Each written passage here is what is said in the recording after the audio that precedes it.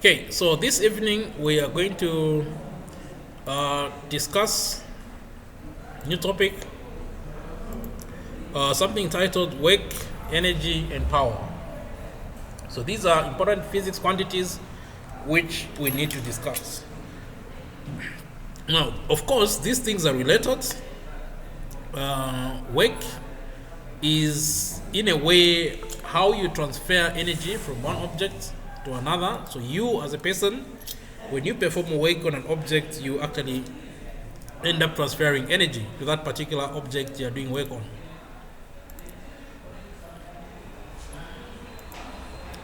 We all need energy, whether the energy is from food or it's electrical energy or all these other forms of energy, as long as, and life basically as we know it, without energy it's not possible.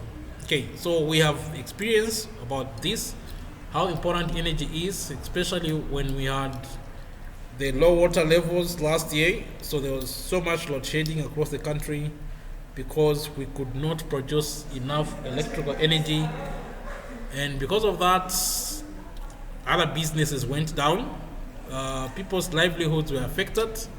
So you can actually see that energy is something which affects the way we live, and we need to have an excess of things. Then next comes power. Power is related to energy and work, in that power is it's a measure of how fast you are doing work. So basically, for starters, if we are going to make any meaningful progress, we need to look at what we mean when we say work. Okay, when a person does work, what is it exactly they're doing, and what does it mean in reality? The other thing we're going to look at something called the work energy theorem, which gives us the connection between the work a person does and how much energy the body on which the work has been done receives. Last but not least, there's something called conservation of energy. So this is a very important principle where we say that energy always has to be conserved. Okay, so you can't come up with energy suddenly from somewhere, and you also can't make energy disappear just like that. So there always has to be conservation of energy. And power, of course, like I've mentioned, is how fast someone is doing work. Okay, so by the time we're done with this topic, we expect you to know a couple of things. We expect you to know how we define work.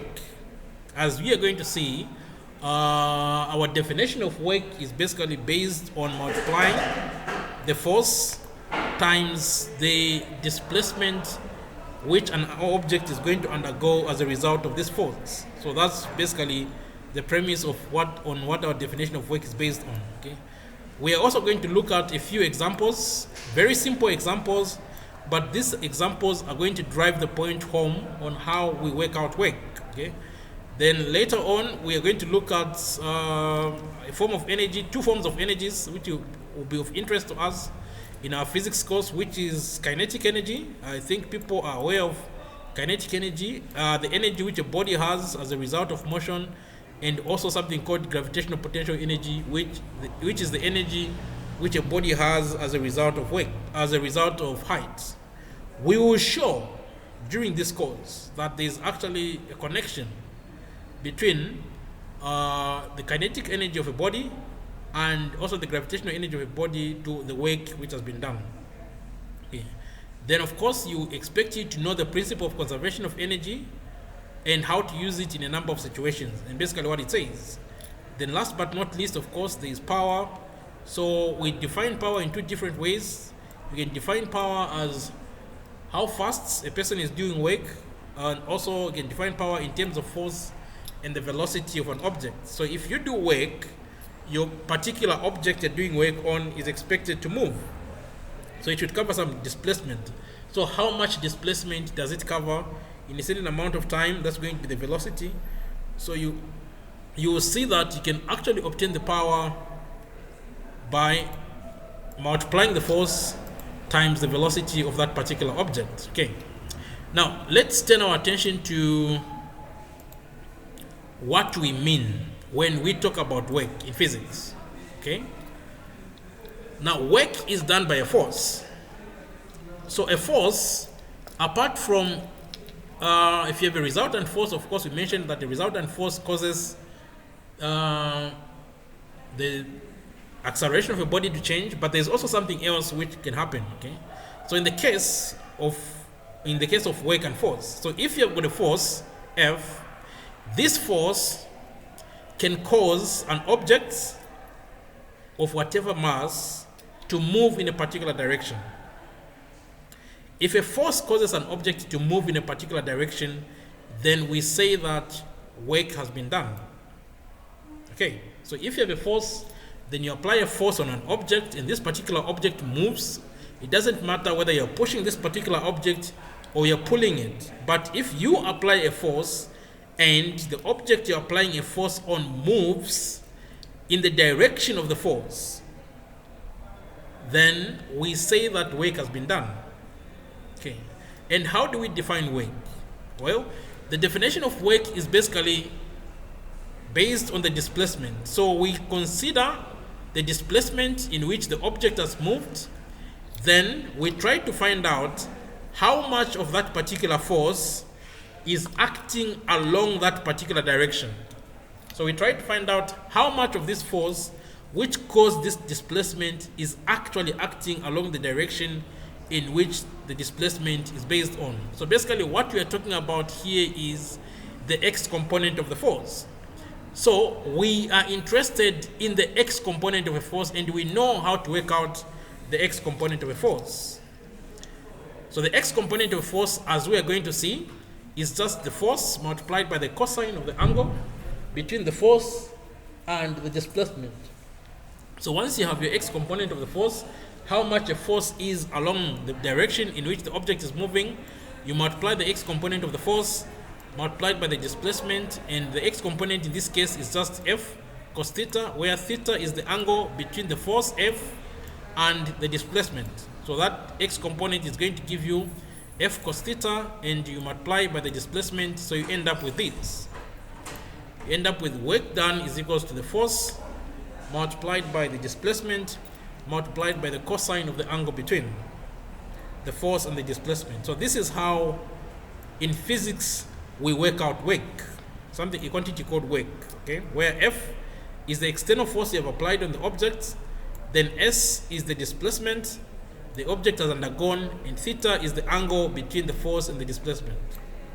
So you see that it becomes quickly evident that if you apply a force, but the object on which you're applying the force does not move in any way. If the object, you apply a force and the object fails to move, then you have done no work. So for you to perform work, it is very important that the position of the object changes. If the position does not change, if there is no displacement, then there is no work done. Are we clear? If there is no displacement, then there is no work done. So it's very, very, very important that the position when you apply a force, if you are to consider yourself to have done work, if you apply a force on an object, that force should cause the position of that particular object to change. Only then are you going to have a displacement S. Is that clear? Are we clear on what is required? Okay. Next, what kind of physical quantity is work? Work is a scalar. It does not have any direction. Okay, but it has got size. Is there a question?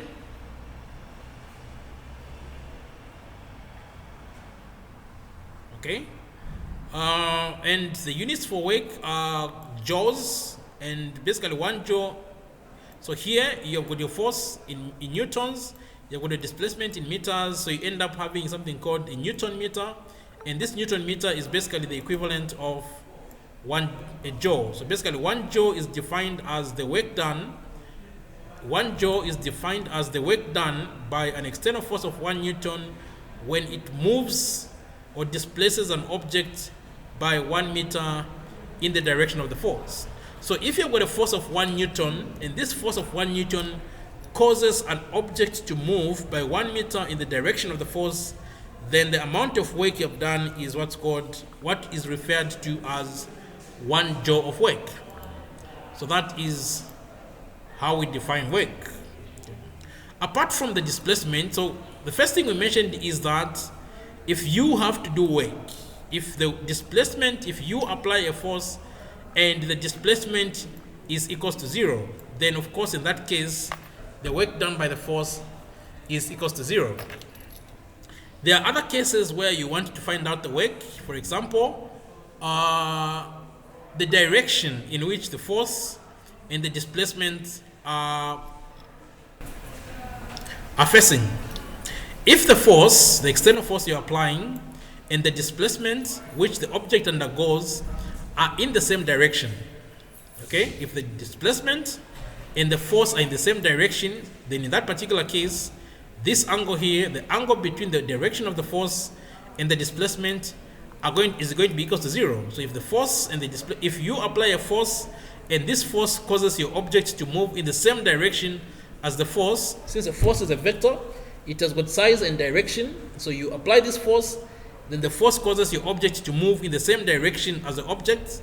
Then in that particular case, this angle theta, which is the force between the angle between the force and the displacement, is going to be equal to 0 degrees, like that.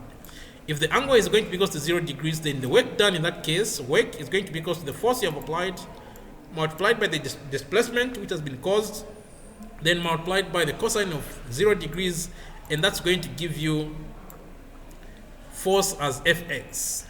So this is how you're going to get your force. If the force and the resulting displacement are in the same direction. In this case, as you are going to see, this force is positive. So there is also an idea, there is this thing of some idea of positive work. Now, when you do positive work, what happens is that there is transfer of energy from the object applying the force, which is you who is pushing or pulling, to the object that is moved by the external force through a displacement h. So when positive work is done, what happens is that energy is transferred from the object applying the force F to the object being moved, being displaced by the force through a distance h. So there is a transfer of energy when work is positive. That's the first thing you need to know about work. When you do work, what you're actually doing is you are transferring energy. Are we clear? Especially if the work being done is positive. If the work being done is positive, then energy is being transferred to this object which is going to be moved through a distance x. Okay? If the external force which is applied on an object is perpendicular, is acting in a direction which is at 90 degrees to the direction in which the object is moving, so the force is acting at 90 degrees to the displacement s. So in that case, the angle between the force and the displacement vector is going to be 90 degrees. In that case, the work done is going to be equal to the force multiplied by the displacement multiplied by the cosine of 90 degrees. Now cos 90 degrees is equals to 0. So Fs, the force, the displacement multiplied by 0 just gives you 0. So in this case, the work done is equals to 0. So you start noticing something, that the angle, the way the force and the vector, the way they are arranged with respect to each other is very important when it comes to force.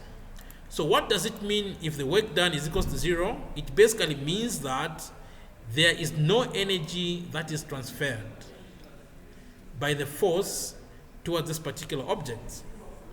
Okay.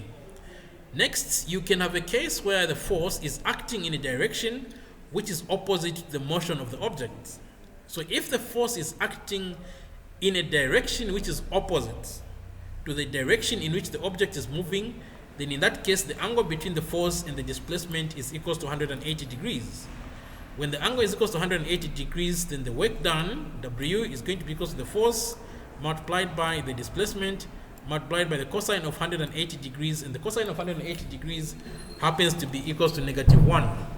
So you end up having minus Fs. That's what you end up having as your work. So here you can clearly see that the work done is negative.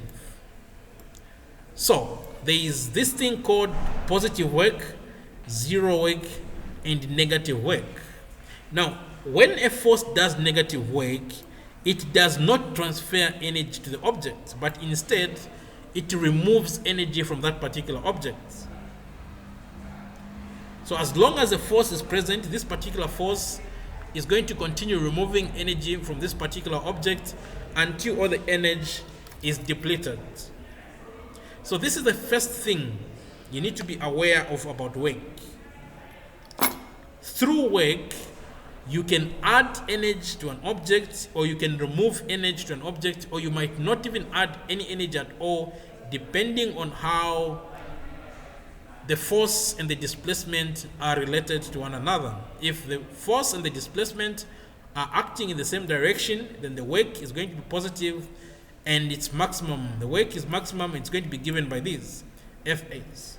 If the force and the displacement are perpendicular to each other, in that case, the work done is going to be zero and no energy is going to be transferred to that particular object.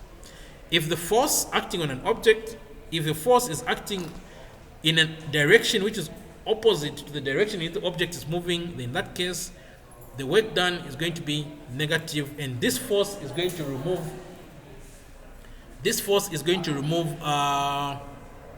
energy from this particular system. Okay, just a minute. What's the question?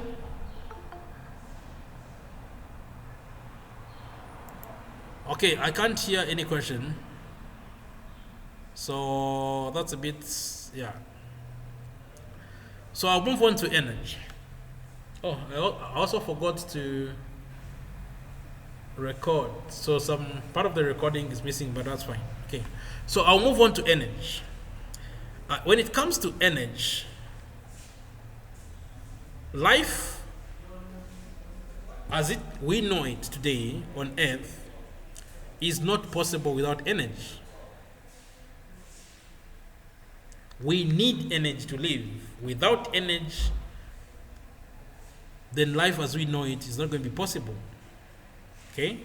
And all the energy our planet needs, we basically get that energy from the sun,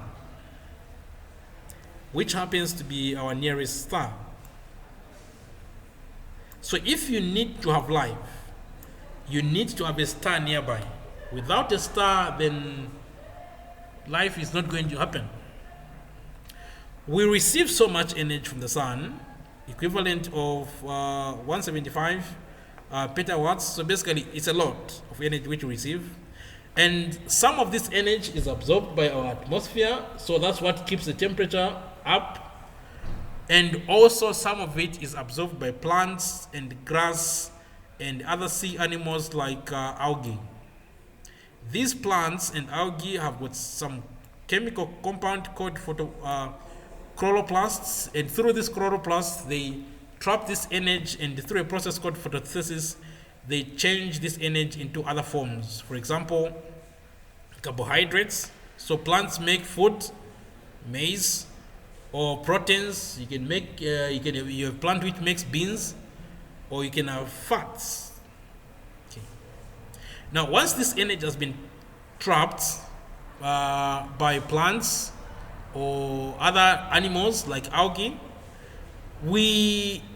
these plants can be eaten by other animals. For example, when it comes to grass, the grass can be eaten by a cow, or it can be eaten by a sheep, or it can be eaten by a goat.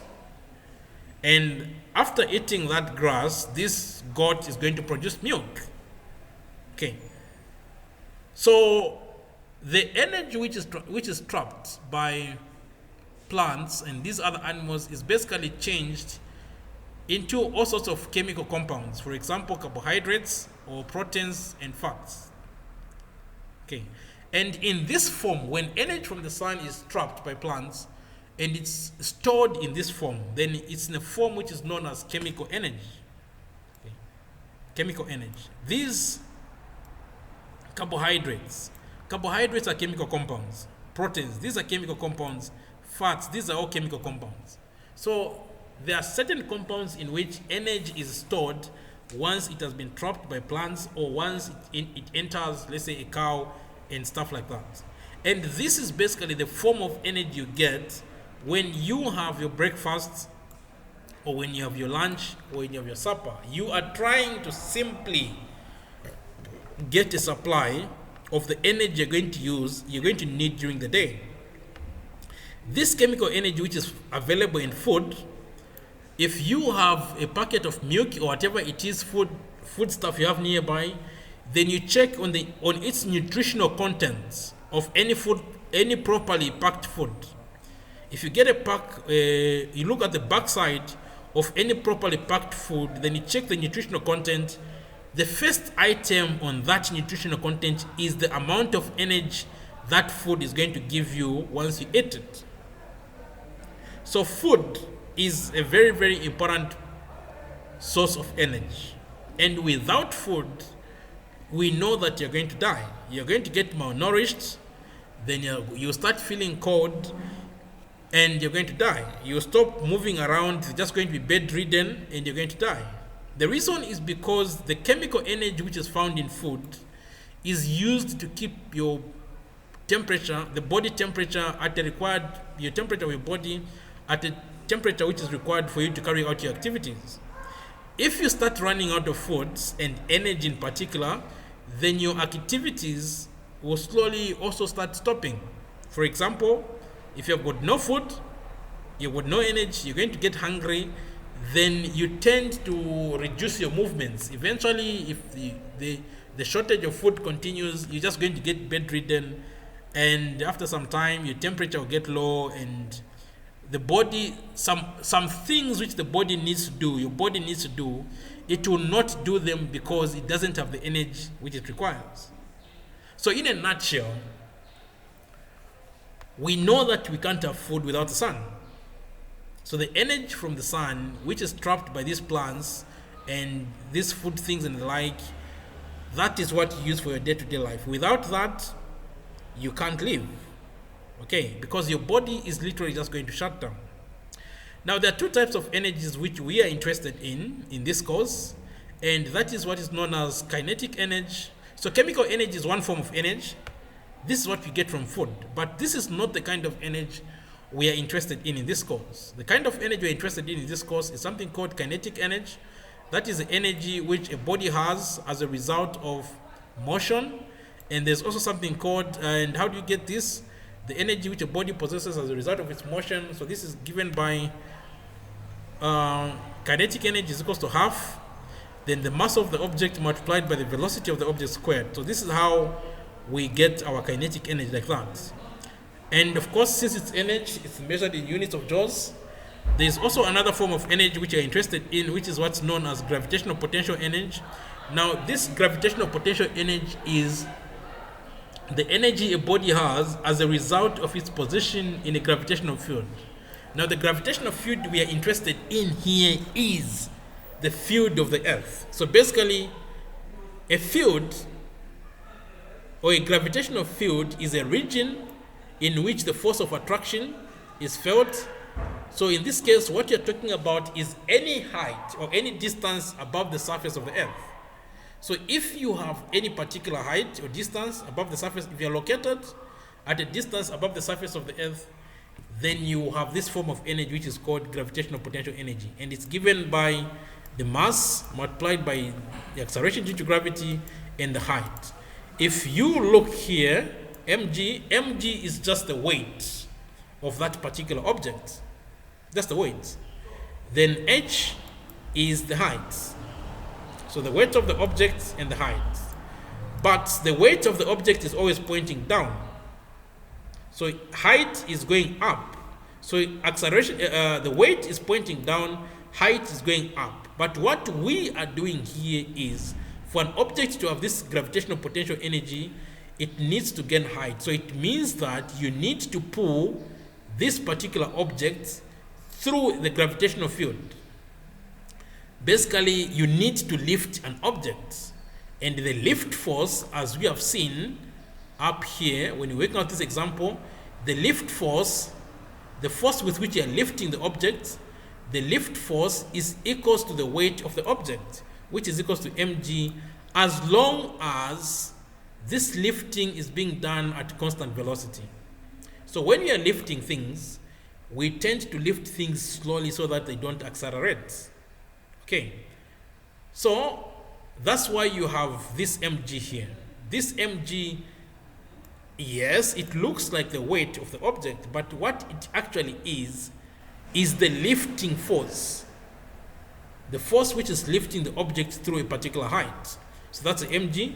The force lifting the object through this particular height is also equals to the weight of the object. That's why you're going to mg there multiplied by the height. So this is how you get your gravitational potential energy. So let's look at this example here. Example 5. A 2 kg mass falls through a distance of 4 meters. How much work is done on it by gravity, gravitational force? How much gravitational potential energy did it lose? So in this case, you've got an object of mass 2 kg. And since this object has got mass 2 kg, this object also has a weight. And we know the weight of this particular object is equal to the mass of the object multiplied by the acceleration due to gravity. So that's how you get your weight. Since it's falling, the object is falling, meaning that it's coming down, then the direction between the force, the weight, and this distance should be the same. So we work out the weight. The weight is equal to the mass multiplied by the acceleration due to gravity, so which is going to be 2 kg multiplied by 9.8 meters per second squared, and this gives you the weight which is equals to 19.6 newtons. So we have the weight here. The object is forced through, meaning it's coming down.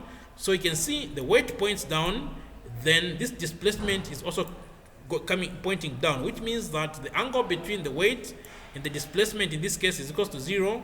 So the work done in this case is equals to 19.6 newtons, which is the weight of the object, multiplied by the height through which the object, the displacement through which the object falls through, which is 4 meters, multiplied by the cosine of the angle between the weight and this displacement, which equals to 0 degrees. So when you do that, you end up having the work done being equals to 97.4, like that. So this is how much work has been done. This is how much work has been given to how much work has been done, and this work appears as kinetic energy because this object is moving down. The next question says, how much gravitational potential energy did this object lose? Well, that's very easy. It's just the mass of the object multiplied by the acceleration due to gravity multiplied by the height.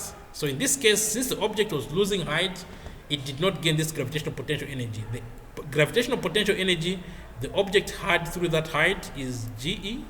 GPE is the mass multiplied by G and H. In that case, we have 2 kg multiplied by the acceleration due to gravity, which is 9.8 multiplied by 4 meters, and you get your gravitational potential energy to be 78.4. So this is the amount of energy which the object lost as a result of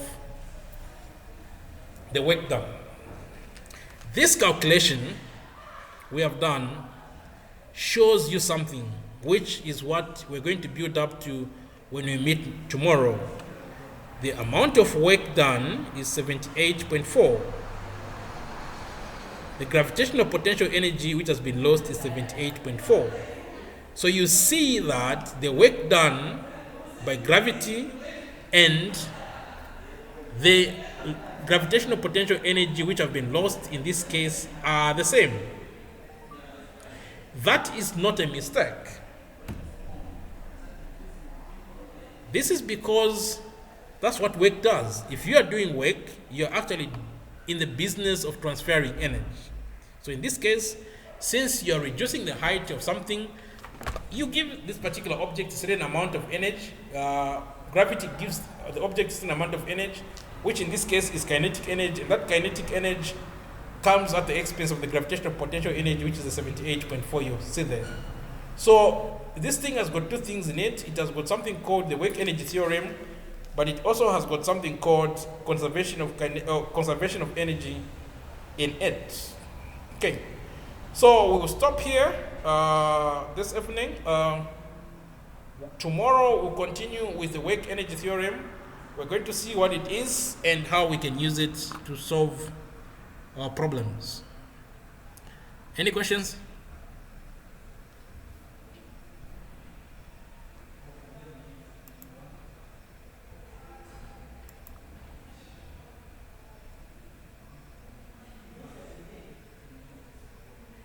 Any questions on this? Sorry, sir. Is there a possibility that this topic will be included in our test to come? Sorry? Is there a what? That this topic will be a possibility that this topic will be included in the test to be written next week. You have a test next week? No, after next. After next week, yes. You're learning it this week on. We'll definitely include it. Okay. Yes. Any other question?